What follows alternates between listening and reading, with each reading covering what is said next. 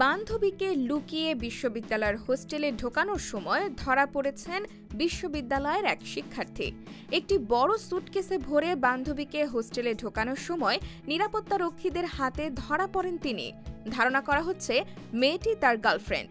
সামাজিক যোগাযোগ মাধ্যমে এই ঘটনাটির একটি ভিডিও ভাইরাল হয়েছে।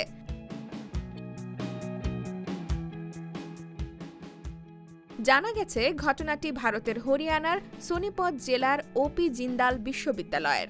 প্রেমিকাকে ছেলেদের হোস্টেলে নিয়ে যেতে চেয়েছিলেন ওই ছাত্র, কিন্তু নিরাপত্তা পেরিয়ে তা অসম্ভব ছিল। তাই মাথা খাটিয়ে উপায় বের করেন, সুটকেসে ভরে প্রেমিকাকে হোস্টেলে নিয়ে যাওয়ার পরিকল্পনা করেন। যেমন ভাবনা তেমন কাজ। প্রেমিকাকে সুটকেসে পুরে নিয়ে সোজা ঘরের দিকে যাচ্ছিলেন, কিন্তু তখনই ধরে নিরাপত্তা কর্মীরা।